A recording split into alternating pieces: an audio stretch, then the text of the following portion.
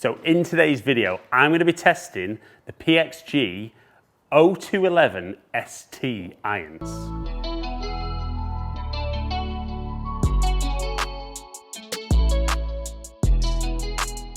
So these are an amazingly good looking iron, so a solid blade, 0211St. Now I tested the 0211 dual core iron a couple of weeks ago and it performed unbelievably well. Hollow construction, very forgiving. So this kind of bit more other end of the scale, but still at a price point of £150 an iron, very appealing in today's market. So let's have a close-up look at the head, let's hit some shots, see how it performs. And if you're a better ball striker looking for a blade, is this the kind of iron that could be going in your bag? Right, so when you look at these from the back, look very like a traditional muscle back, very clean, classic looking iron, and certainly isn't something that screams technology. I actually don't mind that. I quite like when I've got a blade that it just looks like I would want a blade to look. We're looking at a very kind of thin top line, so won't be everyone's cup of tea. Quite a small blade from heel to toe. When you look at the sole of the club, very narrow, but you can see a little bit of bounce on there, which is never a bad thing. But all in all, when you put it down behind the ball, it's just a really good looking golf club. Now, 32 degrees of loft, so maybe not as traditional as some of the other blades out there, but it's not necessarily a bad thing. Let's just see how it stacks up performance-wise. Looks-wise, it's ticking all the boxes. Let's see how it feels and how it flies. That feels lovely. As we'd expect to see, that smash factor just back a little bit with that extra loft. But we're seeing my usual high, really good spin at 6,500. As the first shot, that was absolutely lovely.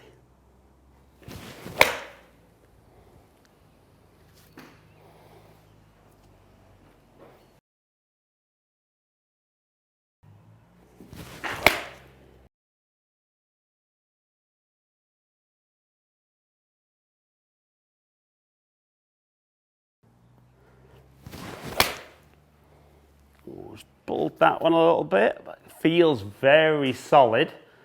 Now there's a bit of wind out there, so I've de-lofted that a touch.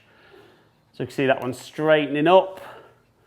But that was good, that was right out the screws as well. So maybe that first one I hit was maybe just a little bit towards the toe. It felt good, but when I look at the distance that was, first one was a little bit short.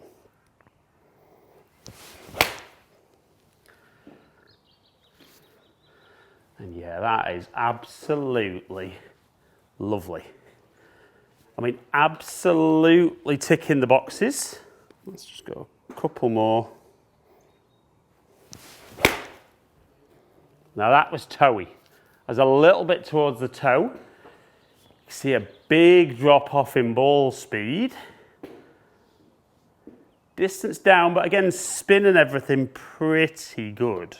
Right, so let's look at some averages for kind of full shots there. I'm going to leave the couple of little misstrikes in and see how the overall performance. Now I'm just going to hit a couple of different shots to see how workable this club is. So my club head speed round about where I would normally be with a 7-iron, ball speed due to kind of not everything being flush out the middle, maybe just a couple of miles an hour back on where I would expect to see, therefore smash down a little. I think the ones that were struck really well, the spin was right where I'd want to be. Couple of those a little bit lower, so that just drags the spin down a bit, but still almost 6,000, which is very, very playable with a maybe modern lofted 7-iron. And 155 carry is still very, very solid. Right, so for me then, I think when I'm just hitting full shots, as you'd expect to see with the blade, when it's struck perfectly, unbelievably good performance, ticking all the boxes. When you do get that little bit of a miss hit, yes, there's drop off there. That's a decision as a golfer you've got to make. Are you happy for that sacrifice with the miss hit? I've currently got 7-iron down in blades in my set, so that is something I would be willing to sacrifice. And I think based on full shots, I could quite easily and happily play those. So let's just maybe play a couple of different flighted ones, which is where, for me, I think blades then come into their own. So let's try and hit one a little bit flatter.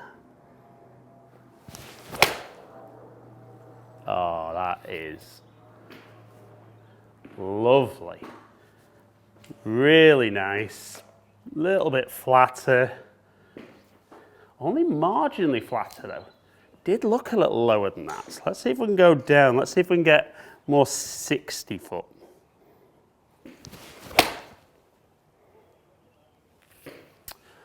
Maybe still climbing a little. It's a good shot. I like it. But definitely getting up a little bit more. So let's go. Let's really try and keep this one down.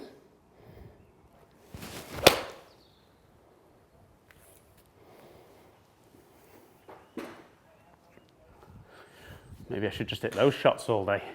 Yeah, and that's absolutely lovely. Now, obviously, we've seen there, kind of little stock draw is predominantly my shot. Not expecting it to be a difficult club to fade, because that's me, not the club. So let's just hit a little cutty one. I'm just holding against the wind down here today.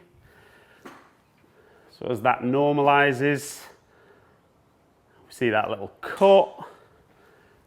And yeah, I mean, for me, that is a seriously good looking iron at a really good price point.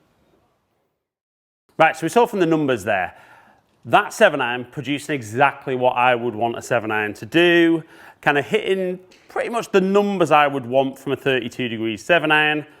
And it ticks all the boxes. It looks good, it feels good. And at £150 per iron, UK based, sorry I haven't got the prices for the rest of the world, it's at a very affordable price nowadays for a blade. Now Pxg, a little bit of a different business model for them at the moment, definitely more direct to consumer, lots of fitting days around the UK being done, but then you order and they'll deliver to you direct. I think some shops are still doing it. So it might not necessarily be the easiest club for you to get your hands on and try, but if you are looking for a blade and you can get to try it, I don't think you'll be disappointed. So guys, hope you've enjoyed today's video. If you have, like it and share it, comment below and I'll get back to as many people as I can. If you've enjoyed today's video and you don't currently subscribe, I'd love you to click the button below, ring the notification bell, and then you'll find out whenever I drop a new video. Follow me on all my social media platforms, all under Ali Taylor Golf. Hopefully catch up with some of you guys down here soon. Stay in contact.